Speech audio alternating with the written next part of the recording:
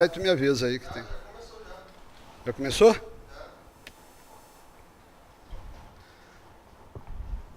Bom dia a todos. Então, eu gostaria de agradecer primeiramente o convite do professor Marcos para estar aqui e falar um pouco da minha trajetória,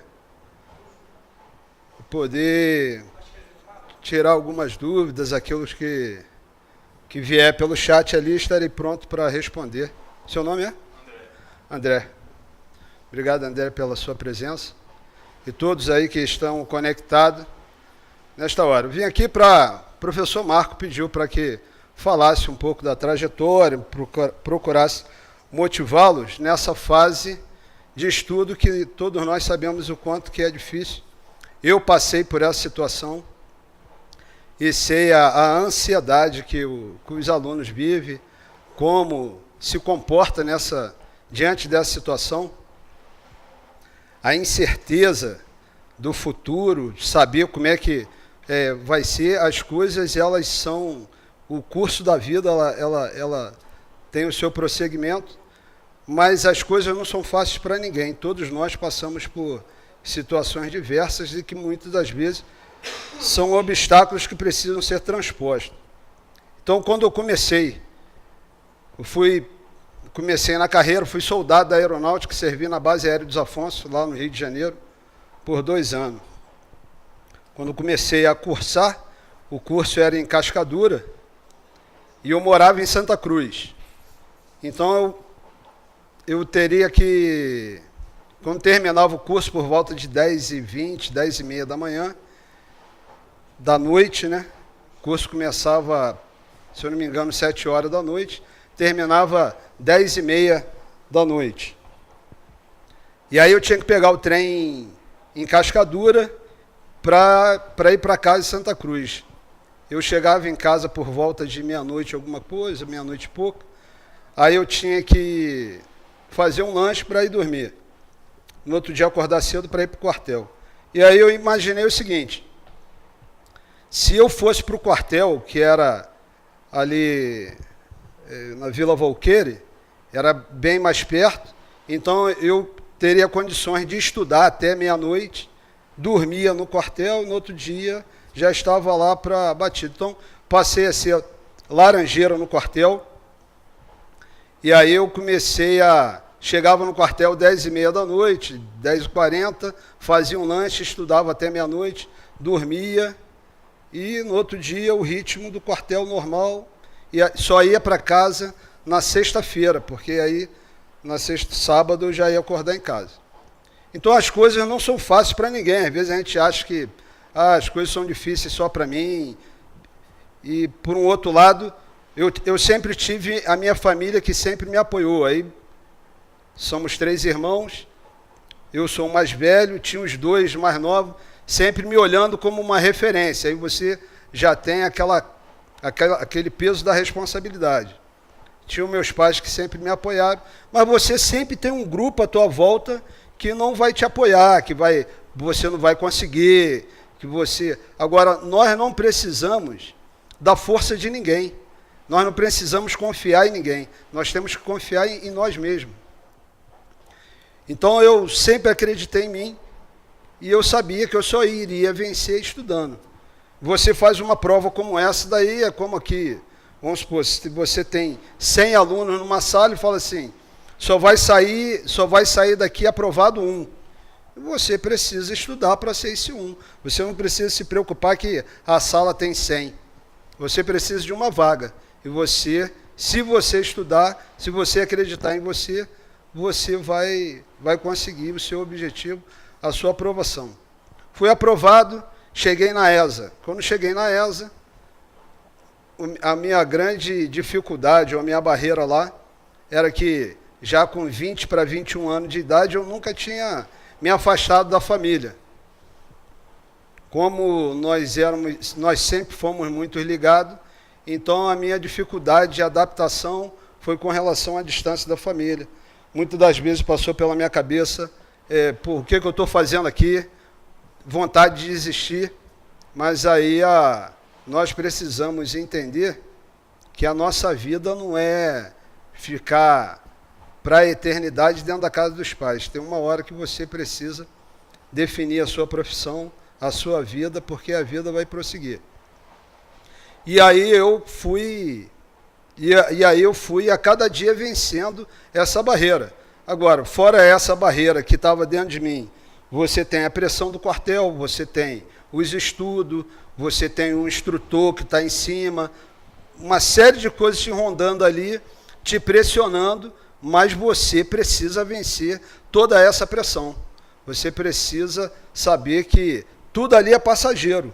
E as dificuldades da vida elas vão existir, mas você precisa vencer essas dificuldades. Nós não podemos nos acovardar diante dos momentos difíceis que surgem na nossa frente. Então, nós precisamos sempre estar com esse vigor para vencer a nossa limitação, a nossa dificuldade. Se tiver alguma pergunta aqui no chat, depois eu respondo, mas não chegou nada, né? Sim, aí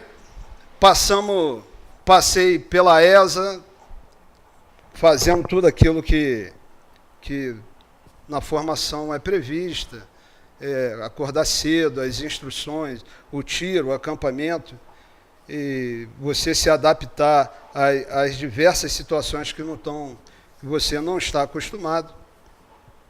Pois ali na formação eu escolhi para ir morar, para servir em Caçapava, no interior de São Paulo, Vale do Paraíba. Fui servir no 6º BI. Aí um ano depois virou BIL. E aí quando virou BIL, a atividade passou a ser intensa.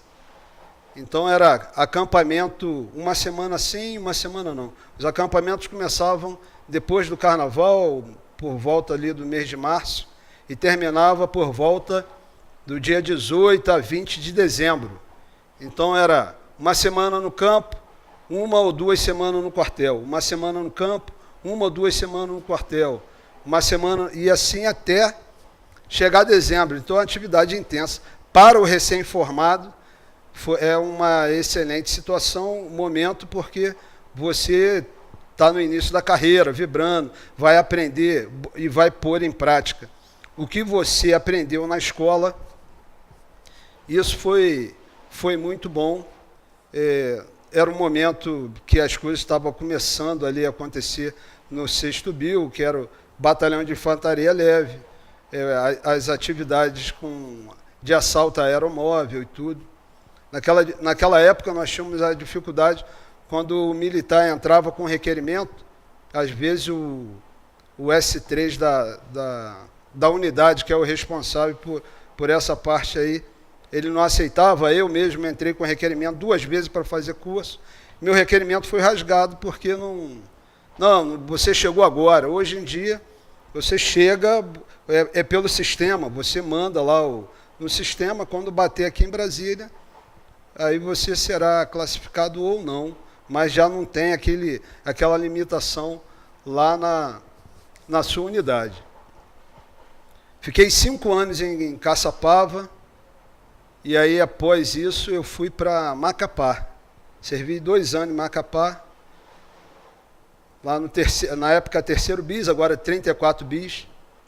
E na época que eu servi lá, eu queria fazer o Guerra na Selva.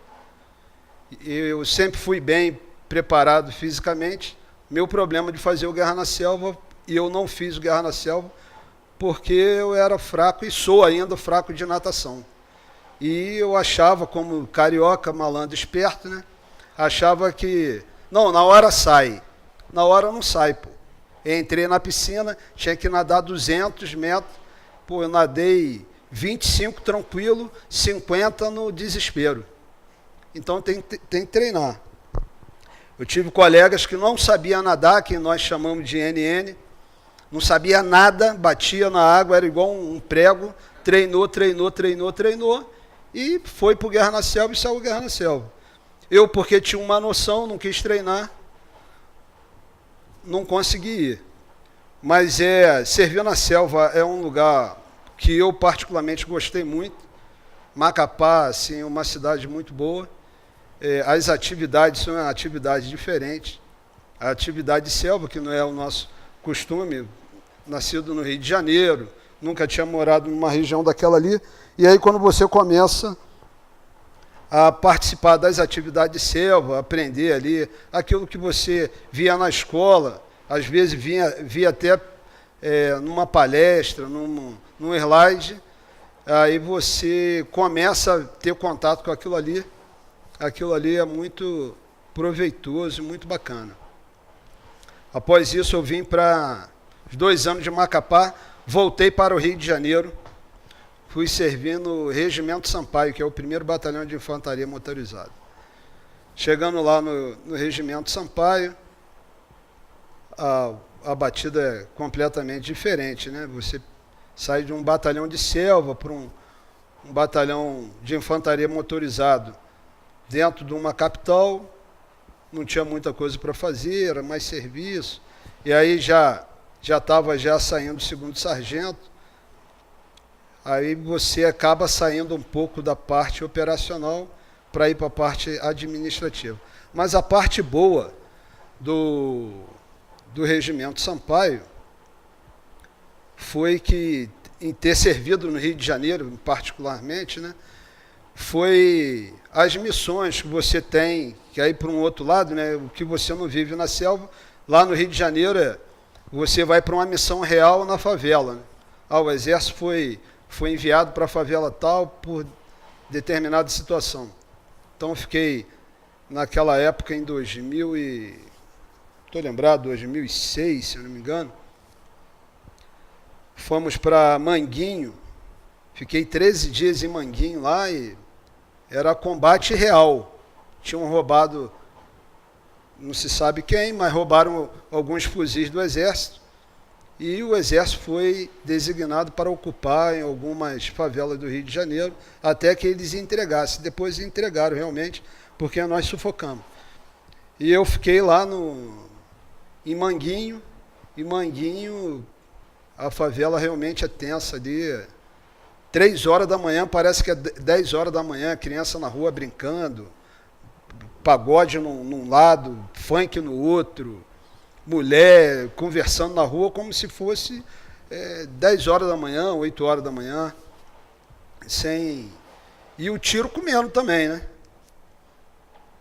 Mas a parte que foi muito gratificante ali no Sampaio, para mim, foi a oportunidade de ter ido para o Haiti.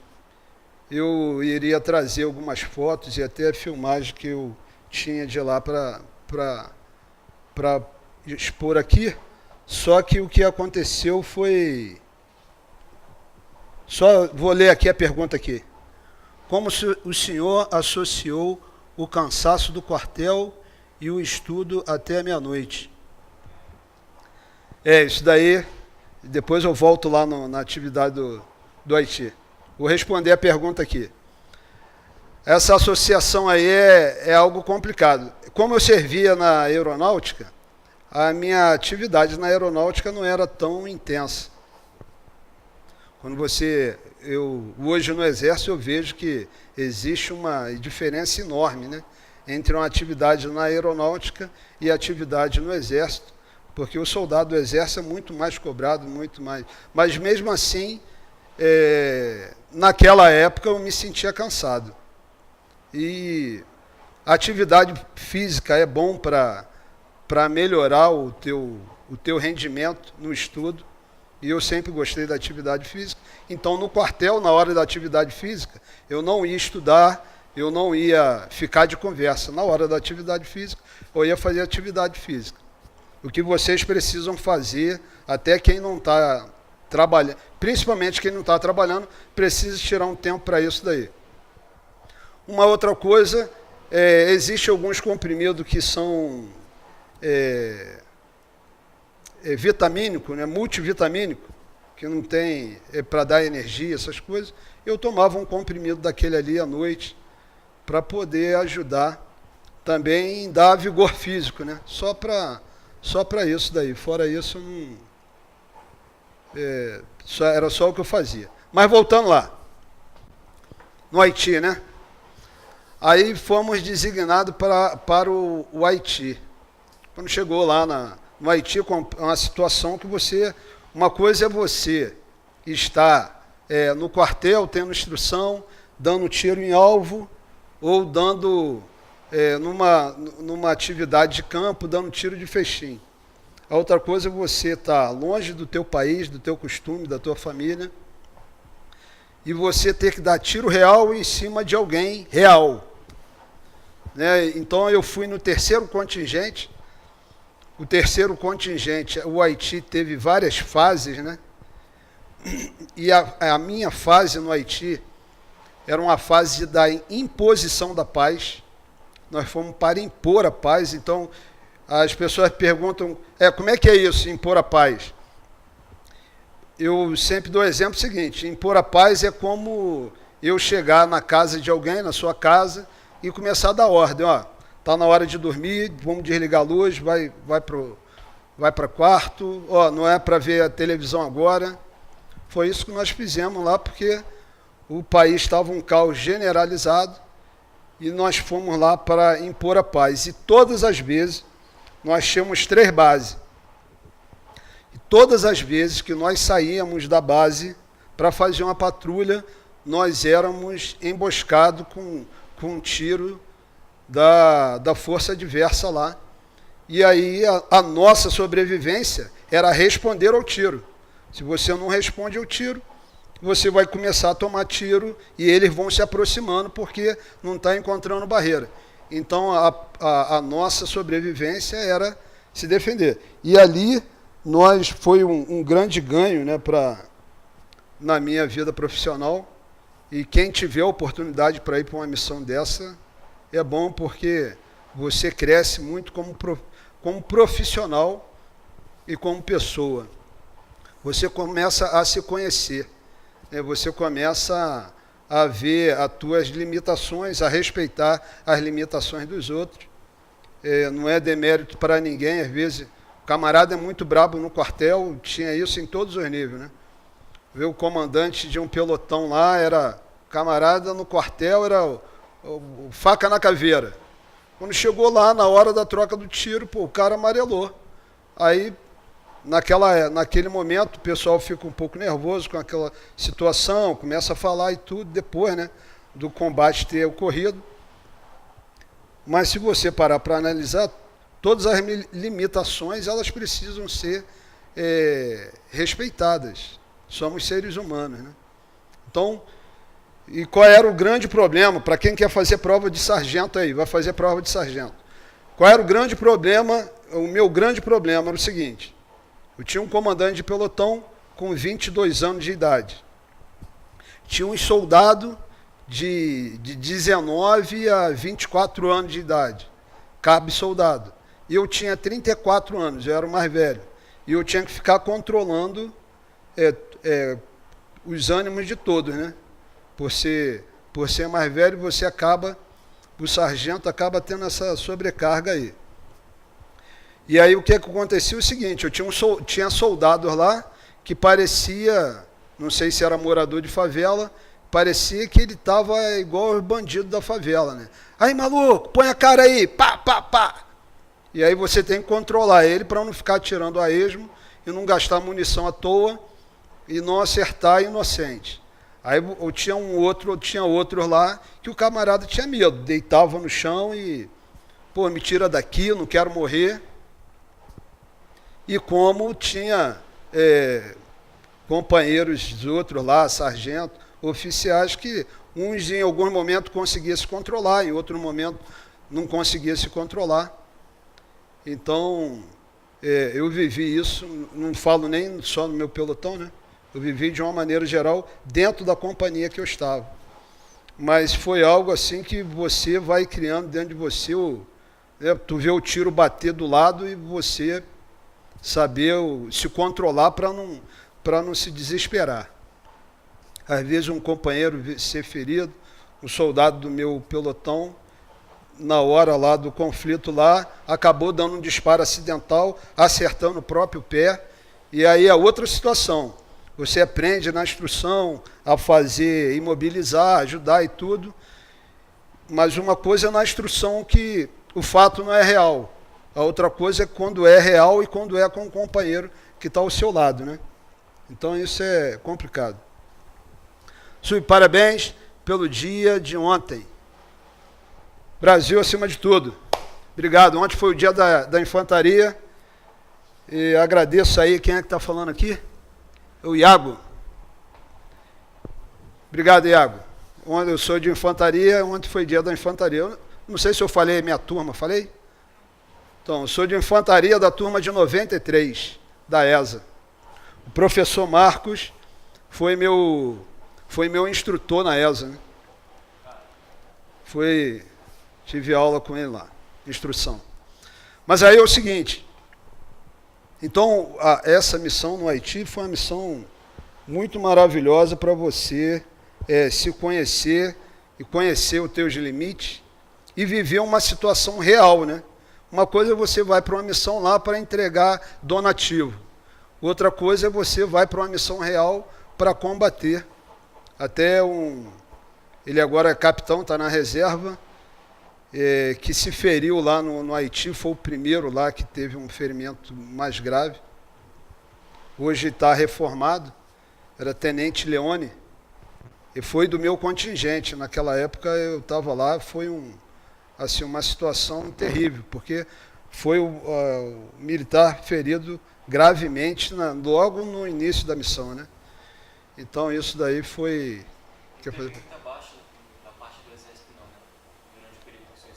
No meu período, não. Nós tivemos alguns feridos, né? Mortes, nós não tivemos nenhum. Ninguém morreu no meu ano. Mas feridos tivemos alguns. Alguns feridos. Depois, terminou 6 meses de missão, voltei para o Rio de Janeiro. Desmobilização. E aí, agora eu confesso o seguinte. Quando eu voltei para o Rio, quando eu saí daquele momento, você passa por alguns testes psicológicos, acompanhamento e tudo. E eu me lembro que a pesquisa que eu recebi lá, tudo eu coloquei, todos os sintomas eu estava sentindo, mas eu estava com medo de botar sim e botei não em tudo. E eu não sei, mas eu acho que devia ser síndrome do pânico, que quando eu voltei, eu tinha medo de sair de casa, tinha medo de ficar parado dentro do carro, tinha medo... O momento mais vulnerável que nós temos é quando você vai entrar no carro, fechar o portão de garagem, abrir, e coincidentemente, ao lado do portão da minha casa, tem um ponto de ônibus, então sempre tem gente. E aí isso daí para mim era uma tormenta, né?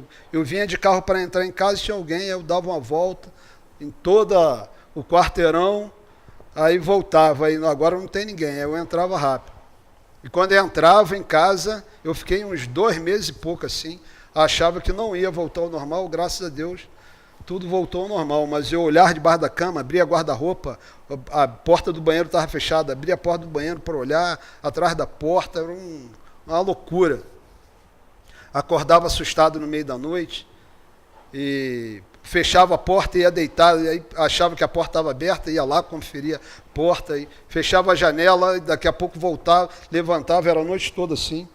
Fiquei 2 meses e pouco com essa situação, mas era por conta da vida que nós estávamos levando lá. Eu imagino como é que não deve viver um policial no Rio de Janeiro, né? Que vive isso daí todos os dias. Após esse momento aí da volta do Haiti, eu fui me preparar para a Brigada Paraquedista. Era um desejo meu, desde que era soldado, a fazer o curso de paraquedista militar. Porém, eu tinha pavor de altura. Não tinha medo de altura. Medo assim, você sobe aqui tem medo. Eu não tinha medo. Eu tinha pavor de altura. E eu precisava vencer esse pavor da altura. Então era um conflito que estava dentro de mim. E eu já falei aqui no início que nós precisamos vencer os conflitos e barreiras. Então eu comecei a trabalhar isso daí, e fisicamente eu já era bem preparado, só mantive ali para fazer o curso. Aí eu volto de novo quando eu falo que às vezes você tem pessoas que te cercam e que são contra tudo que você faz, acha que você não vai conseguir, que você não é capaz, que você é isso, que é aquilo. Eu sempre tive o apoio da minha família, que sempre vibraram comigo em tudo que eu sempre fiz. Mas no quartel tinha aqueles invejosos. E vou dizer, hein, pé preto era uma desgraça. Porque é o seguinte, ele muitas das vezes não tem coragem de fazer e ainda fica possecando quem quer fazer as coisas. Com exceção de alguns amigos até de turma que serviam comigo lá, que me apoiavam e vibravam e vibram comigo até hoje, né? São grandes amigos que eu tenho, não vou falar nome aqui para, de repente, falo de um, esqueço de outro, aí complica. Mas, para vocês terem noção, no quartel, lá no Regimento Sampaio, que eu estava servindo na época, fizeram um bolão, nós éramos 5 que fomos fazer o curso. Fizeram um bolão lá de quem não iria conseguir sair PQD. De quem não iria conseguir sair. Era uma aposta lá entre eles. E a maior aposta era com relação à minha pessoa. Porque também alguns sabiam que eu tinha medo de altura. Então a maior aposta do bolão era eu. E eu não sairia PQD. E aí eu fui lá todo dia treinando e tudo. Um dia um colega ligou para um amigo que era instrutor da área, falando que eu estava dizendo que era muito mole, não sei o quê. Cheguei lá no outro dia, o cara me pegou lá. E aí eu venci essa barreira. Eu fui, fiz os testes, fisicamente não tinha problema. O maior, quem quer fazer o PQD, se você chegar bem treinado, você vai passar, não, vai sentir. Eu fui fazer o PQD com 36 anos de idade. É diferente de um garoto de 20 anos. Com 20 anos você vai fazer o curso, você volta, faz um alongamento e vida que segue. Eu não. 36 anos a recuperação era mais lenta. Então eu tive que fazer, eu fazia alongamento. Depois fazia uma sessão de gelo, botava 20 minutos gelo aqui, 20 minutos gelo aqui, 20 aqui, 20 aqui, alongava bem e aí ia para casa descansar nessa primeira fase do curso que é meio expediente. Aí quando começa a segunda fase do curso, aí você vai para o expediente integral. E no meu primeiro dia, né, você faz o TVF, no último dia da primeira fase, você faz o TVF, que é o teste final teste de verificação final. Aí quem passou ali, prossegue na segunda fase. Quem não passou, vai embora.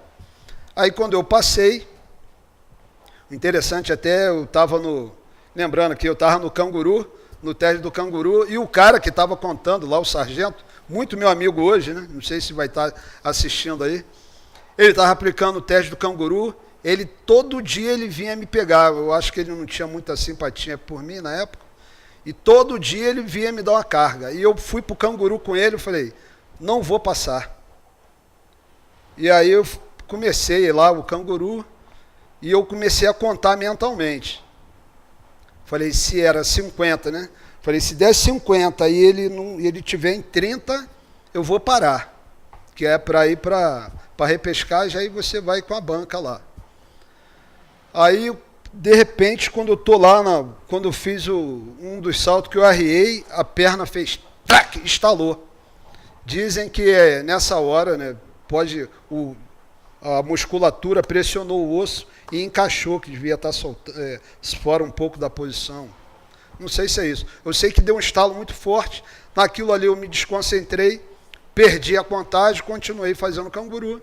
Daqui a pouco ele falou, parou. Aí eu continuei, ele parou, continuei de novo para tirar a dúvida. Ele entrou na frente, não, parou, já passou. Aí eu fui para lá. Aí quando começou a tarde, o primeiro dia, no treinamento de aterragem, eu aterrei errado, machuquei a costela. Não aguentei, a dor insuportável, fui para o hospital, bati um raio-x lá. O médico olhou o raio-x e falou, eu não sei se eu não sei ver muito bem em raio-x, que eu não sou ortopedista, mas eu acho que você trincou a costela e vai perder o curso. Eu falei, não, agora eu vou até o final, pô. Já passei da pior fase, agora eu vou até o final com a costela trincada. E aí todo dia que eu entrava na área, eu ia lá com muita dificuldade, corria direto para a ambulância, tomava uma injeção de dipirona e voltava para a ralação lá. Até que no primeiro salto é uma figura, né? Eu esqueci, deixei para preparar ontem o material e meu computador deu pane e não deu para trazer. Na primeira filmagem de eu saindo do avião, geralmente as pessoas, quando vai no primeiro salto, elas fecham o olho. Aí o pessoal fala que deu salto noturno. O meu foi diferente. O sargento estava filmando, assim, bem na ponta da rampa. Quando eu chego na ponta da rampa, o meu olho parecia que ia sair do... E aí eu saltei lá, e a parte engraçada era o colega que estava comigo lá, que era o meu canga. Ele ficava para mim, Márcio Silva, ora aí, cara, ora aí que o avião vai subir. Aí eu, não, já orei, cara. Ele, não, ora de novo. Aí eu orava. Aí o avião subiu. Aí o avião deu a primeira volta, ele, ora aí, cara, ora aí. E eu tinha que ficar orando para ele, né? Ele veio de orar lá, fazer a oração dele lá, ele pedia para que eu fizesse. E aí, quando foi na hora da aterragem, né? Aí eu vim meditando, direita, que era para fazer a aterragem para a direita. Quando chegou próximo do chão, o vento virou lá e eu fui para a esquerda. E quando eu bati no chão, a costela toda fez... Instalou tudo, pronto. A partir dali acabou a dor. Eu dei os outros 4 saltos, formei PQD. Cheguei lá no quartel, a primeira coisa que eu fiz quando eu botei o boot, que eu fui lá no Regimento Sampaio, na hora do almoço, foi gritar, ó, vocês agora vão ter que me aturar, sou PQD, e nessa mesa aqui só vai sentar os meus amigos e meus convidados. Marra de PQD, né? Mas fazer o quê? Mas, com relação à vida profissional de oficiais e sargentos, servir na brigada paraquedista é completamente diferente de servir em qualquer outro lugar. Então, servir no BIL, servir em BI, servir em batalhão de selva e servir na brigada paraquedista, fui instrutor do tiro de guerra e agora estou aqui em Brasília. Nada se compara. Você, o sargento, na brigada de infantaria paraquedista, é o cara. Uma que todo mundo já te olha diferente. Quem não é PQD já olha, já te olha como, assim, eu tô civil. Quem está me olhando aqui, eu tenho 1,65 m de altura, né? Mas quando eu tô lá fardado de PQD, eu tenho no mínimo uns 3 metros de altura. Entendeu? Todo mundo já... E por que o sargento é o cara? Porque lá você vê as coisas acontecer e as pessoas te respeitam naquilo que você faz. Porque se você é o mestre salto do avião, tem um general lá que vai saltar com você, você é o mestre salto do avião. É o único lugar no Exército Brasileiro que todo mundo para te ouvir, porque você tem que fazer o briefing e lá a missão é real. Você vai inspecionar o general, vai inspecionar o coronel, vai inspecionar o soldado, vai inspecionar o outro sargento, o equipamento, você vai dar o briefing e todo mundo fica quieto. Então você chega lá, o general está no avião. Permissão, excelência. Posso começar o briefing? Pode. Então, aí aqui, ele está aqui em pé aqui. Aqui está, você põe a formação do avião. Atenção aí, por gentileza, vamos sentar, porque tem mais antigo do que você, né? Todo mundo senta e você começa a fazer o briefing do avião lá, o procedimento, se der meio oeste no paraquedas, se charutar, se você for cair, tiver árvores, se for em massa d'água, qual vai ser a volta, por onde o avião vai entrar, onde vai ser a ZL, tudo. Se o salto vai ser na luz verde ou vai ser na letra código. Então, todos esse briefing tem que ser dado, e ele vai ser dado pelo mestre salto. Então, o mestre salto ele é responsável pelo avião, não é o general que está lá, é o mestre salto que é responsável pelo avião. Então, se der algum problema ali, a responsabilidade é do mestre salto. Quem é o mestre salto? O mestre salto é o sargento. O sargento é o responsável. Então, servir na brigada, e outra, o ambiente lá é diferente. Você está aqui num quartel desse comum aqui, aí você tem uma confraternização, fica ali um grupo de oficiais aqui, um grupo de sargento aqui. Soldado e cabo geralmente nunca estão presentes. Na brigada paraquedista não, vai fazer festa. É todo mundo junto. Cabo, soldado, sargento, general, coronel, todo mundo junto. E está aqui eu conversando, você é o tenente, o coronel está aqui, o soldado, o cabo está aqui, todo mundo conversando. E PQD tem história para contar. Todo mundo quer contar história. Às vezes mentira também, né? Mas gosta. PQD gosta de contar história, tem história para contar, as experiências do salto, principalmente, né? Cada salto é um salto, não existe nada igual. Então, servir na brigada paraquedista, para mim, foi a minha realização profissional. E eu trago um arrependimento de ter demorado a ir para a brigada paraquedista, porque eu vivi durante muito tempo querendo fazer o curso, mas tinha medo de altura. E aí, depois eu achava que o exército era melhor para mim, era estudar e fazer tentar um outro concurso, porque eu já estava desiludido com o exército, apesar de gostar muito. Mas aí, quando eu bati lá na brigada paraquedista, eu vi um ambiente de irmandade, até hoje, e o negócio é tão contagiante, para vocês terem noção. Eu fui para entrar num banco lá no Rio de Janeiro, estava fardado, eu fui para entrar no banco na hora que o segurança do banco ia fechar a porta. Quando ele me viu fardado, ele, entra aí, PQD. E ele tinha um brevet, ele tinha sido soldado paraquedista. Então, para você ter noção de como é que é o negócio, né? O camarada vê, se você é PQD, não importa se você é soldado, se você é sargento, oficial, tratamento e essa união é muito grande, porque dentro do avião nós somos todos iguais, é um cuidando do outro. Então eu soltei já com o general, com o coronel, né, que eram comandantes e tudo, e foi eu lá que fui inspecionar o equipamento dele e dar o pronto, que ele estava ok. Quem era o mestre salto do avião era eu. Às vezes o mestre salto de equipe também. Então, esse trabalho é que vai fazendo com que haja essa união entre nós, né?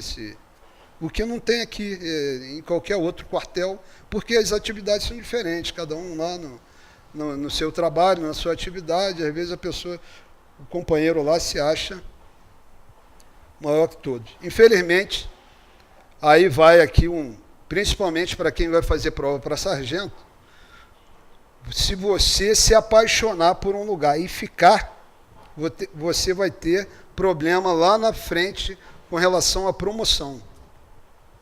Então, eu já tive um arrependimento de ter demorado a ir para a brigada paraquedista. E, infelizmente, após 5 anos de estar na brigada paraquedista, eu precisei sair, porque se eu ficasse preso à minha paixão, aí depois, quando eu quisesse aí, pontuação para promoção, que agora tudo conta ponto, né? Eu teria dificuldade, como tem companheiros aí que vieram para Brasília, gostaram de Brasília, nunca saíram de Brasília, e agora não conseguem ser promovido aqui a ó. Então, Para quem vai fazer prova de sargento, não é o caso para quem vai fazer, para quem será oficial é diferente. Mas para quem vai ser sargento, hoje, você precisa ter, no mínimo, que é o que é contado, 2 cursos, e você precisa ter movimentação. Você tiver umas 5, já está bom. Vai contar 5 pontos e vai contar 2 pontos de curso, um de extensão e outro de especialização.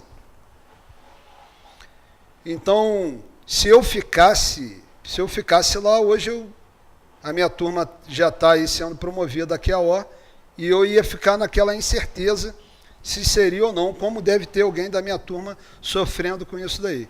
Então, após 5 anos de brigada paraquedista, eu fui para o tiro de guerra. Também é uma situação diferente, aí você é o comandante, né? Fui para o tiro de guerra em Bauru, a cidade é muito boa, e aí ali eu tinha 100 atiradores para dar instrução e mais um sargento comigo. Eu fiquei como chefe do tiro de guerra no 2º ano. No 1º ano eu fui instrutor, que tinha um mais antigo. Aí ele foi embora depois, e aí eu assumi o comando no outro ano. E ali a parte mais gratificante, né, que foi um marco também na minha vida profissional, foi que eu estava lá chefiando, e um dia eu recebi uma ligação daqui de Brasília, dizendo que o general Vilas Boas, comandante do Exército na época, iria em Bauru e queria visitar o tiro de guerra.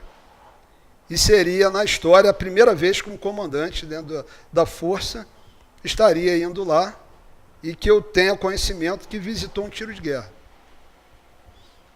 E aí eu fui e eu preparei o tiro de guerra todo para receber o comandante.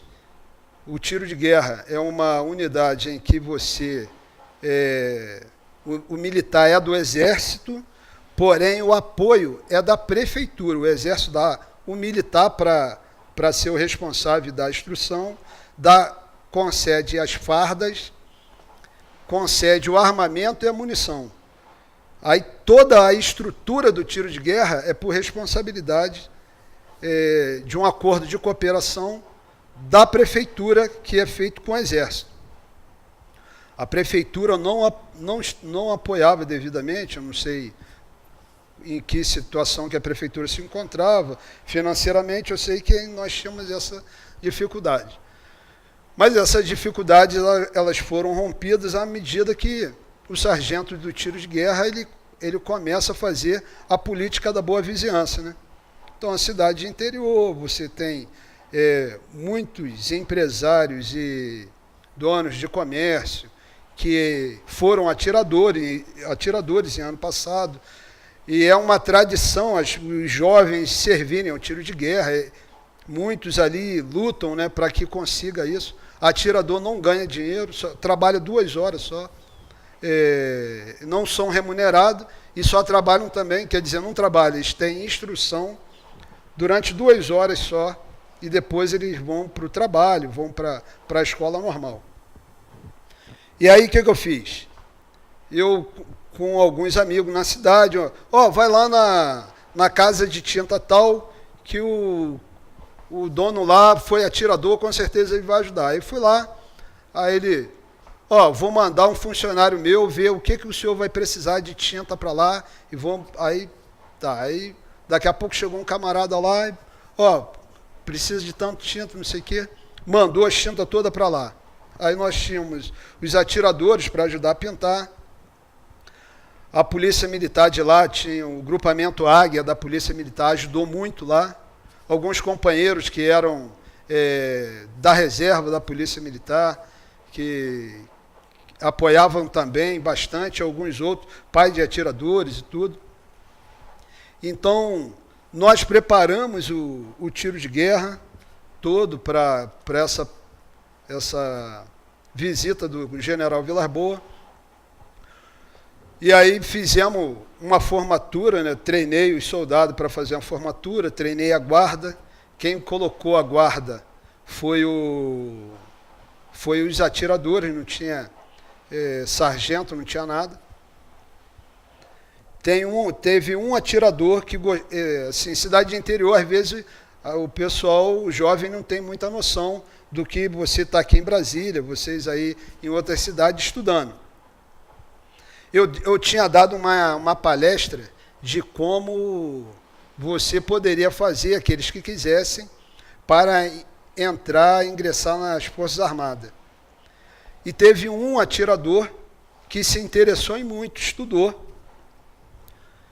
E o astronauta, né, o que hoje é ministro lá, Marcos Ponte, ele é de Bauru. Nós convidamos ele lá para dar uma palestra, ele deu uma palestra muito boa. E quando foi no meado do ano, não me lembro, um daqueles atiradores, era atirador Kanashiro, me pediu para ir fazer uma prova para a AFA. E aí eu liberei ele para ir fazer a prova. Ele ia fazer, não sei se foi em Campinas, ou se era em Pirassununga mesmo. Aí ele foi fazer a prova para a AFA e passou. E hoje, esse ano é o último ano dele na AFA. Está se formando em dezembro. Então, o trabalho no tiro de guerra foi um trabalho também que somou muito, né, para a carreira, Aí vai te dar os pontos normais, que é o ponto do... Aí o que eu falo da pontuação para ser promovido, né? O ponto de instrutor, o ponto de ter sido o chefe da instrução lá, do tiro de guerra. E aí recebi o general Vilas Boas, chamei todos as autoridades da cidade para apresentar, o delegado que tinha sido atirador, o comandante da polícia militar tinha sido atirador, né, o dono do jornal da cidade tinha sido atirador, estava todo mundo, o prefeito estava lá, chamei jornal, rádio, televisão, tudo foi para lá, para o tiro de guerra. Muitas autoridades, o quartel lá, o tiro de guerra ficou lotado, e o general Vilas Boas chegou lá com uma comitiva, com mais, acho que uns 5 generais, e que isso foi algo que também marcou a minha carreira, porque tem comandante de quartel, né, coronel, que não teve essa experiência de receber um ministro ou um comandante do Exército na sua unidade, e eu, como subtenente, recebi o general Vilas Boas, que era o comandante do Exército na época, lá no quartel. Ele, naquela época, ainda não estava com um problema de saúde que está, e recebi ele lá. E aí depois do tiro de guerra, as coisas se movimentaram e eu acabei vindo para Brasília. Ia voltar para a Brigada Paraquedista e deu um vento, né, um meio oeste lá, e isso daí fez com que eu viesse para Brasília. Chegando aqui em Brasília, estou servindo aqui no QG. E aí, agora aqui é uma vida mais burocrática, de documentação e tudo. Mas sou muito grato a Deus por ter conseguido conquistar aquilo que sempre foi o meu sonho, né? Era um sonho de criança, porque eu vim de uma família em que meu pai foi militar por uma época ali, naquela época de soldado, mas não quis, foi soldado da aeronáutica, não quis prosseguir na carreira, mas depois também ficou frustrado porque não prosseguiu. E o meu avô foi militar, meu avô foi policial militar do Rio de Janeiro, na época que Rio de Janeiro era a capital do Brasil. E um fato histórico do meu avô era músico também e tocou na Orquestra Tabajara. Então, eram duas coisas que ele sempre falava demais comigo, que eu era o neto, eu sou o segundo neto, mas do segundo eu sou o primeiro dos homens, né? Porque a primeira neta era menina. Então ele apostava todas as cartas em mim, já que os filhos, ele teve 4 filhos, uma menina, 3 meninos, e ninguém seguiu a carreira militar. Então ele ficava dando aquela intensiva em mim, falando da vida dele como militar, policial militar no Rio de Janeiro. Vivia uma outra época que não é essa agora, né, completamente diferente. Eles poderiam Eles iam fardado para casa, tinham um prazer de falar que era policial. Hoje em dia não pode fazer um negócio desse. Mas um feito do meu avô era que ele foi o comandante da guarda no Palácio do Catete no dia em que o Getúlio Vargas se suicidou. E aí ele sempre contava a história daquela noite de tumulto e confusão, né? Então, eu cresci ouvindo essas histórias aí dele, e com isso daí, e também, portanto, né, mas o meu sonho era de ser sargento, como meu avô foi, e ser até chegar mais do que ele chegou, né? Fazer mais história do que ele fez. Eu contei aqui uma passagem rápida da minha vida, já estou até, acho que, prolongando demais, já vamos encerrar, mas fico à disposição se alguém quiser fazer mais alguma pergunta. Não sei. Parte intelectual dentro do curso de formação, qual é mais difícil? Qual é a parte mais difícil da disciplina? Não, aí depende da limitação de cada um, né?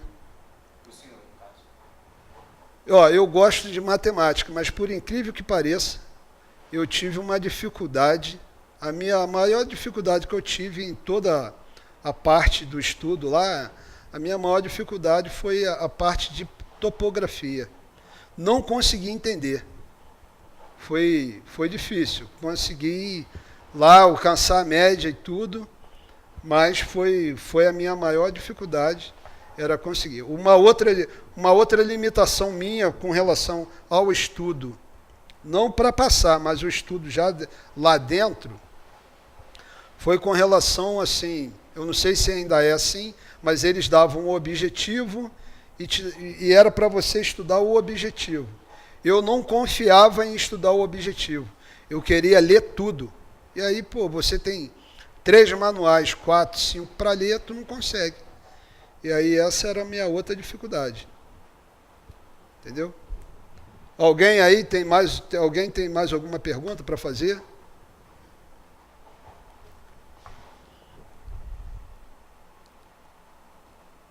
Ok, então estamos terminando. Então deixa aí meu recado para vocês, que vocês sejam felizes no estudo que estão aí empenhando. Volto a dizer, acredite em você, não se impressione com aqueles que irão te dar palavras negativas, com aqueles que te dizem que você não é capaz. Você precisa confiar em você. Você só precisa estudar, se empenhar e ter um foco. Porque eu já ouvi por várias vezes, não, isso daí, inicialmente, não vai conseguir, isso é burro pra caramba. Aí consegui. Depois que eu passei na prova, eu já ouvia, desculpe a expressão, mas já ouvi o seguinte, não, isso daí vai ser mais um sargentinho de merda. Entendeu? Então, esse tipo de gente sempre vai existir, mas você atropela eles, passa por cima deles. Entendeu? Hoje terminei a faculdade de Direito, fiz a primeira fase da OAB e estou estudando para a segunda fase. Então, quando eu fui vai começar a faculdade de Direito, não vai conseguir não, isso daí, burro pra caramba. Aí terminei, não repeti em nenhum ano, nenhuma matéria, e passei. Os que estão dizendo que eu sou burro, que eu não vou conseguir, estão ficando para trás. Não, agora duvido que passe na OAB. Passei na primeira fase, para a tristeza de alguns. Passei na primeira fase. Agora vem a segunda fase. A segunda fase é só estudar e vou passar. Aí daqui a pouco vão dizer o seguinte, não, vai ser mais um advogadozinho desses daí de porta de cadeia.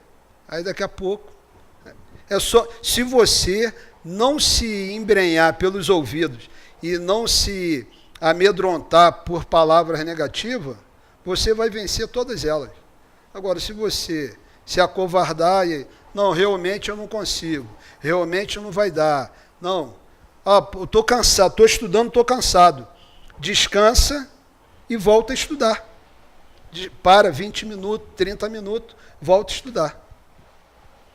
Agora, se você não tiver foco no estudo, falando lá para ele, lá principalmente, se não tiver foco no estudo, aí botar com desculpa, o serviço, a atividade do quartel, porque tem que namorar, meu amigo, a namorada espera, se ela não quiser esperar, larga ela que depois vem outra.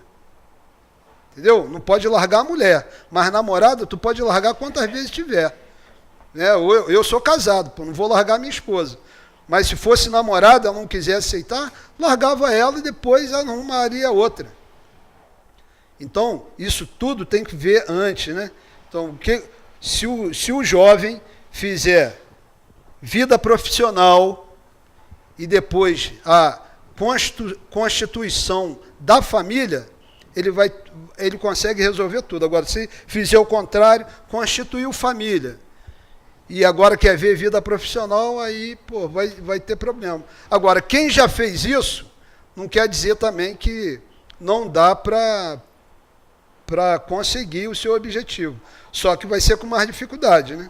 Hoje, eu estudando, mas é diferente quando eu era novo. Estou estudando agora para a segunda fase da OAB, mas aí eu tenho que me preocupar com a minha família, com a esposa, com a filha, a matéria que a filha está com dificuldade, está acabando o arroz final do mês, tem que ver o arroz, entendeu? Tem que fazer feira, essa correria.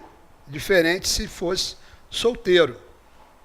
Mas isso também não é barreira, não. Isso daí nós vamos vencer e vamos prosseguir na nossa caminhada para chegar ao sucesso. Beleza?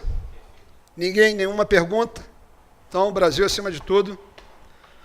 Boa sorte, felicidade aí a todos. Sejam felizes na carreira. Um abraço.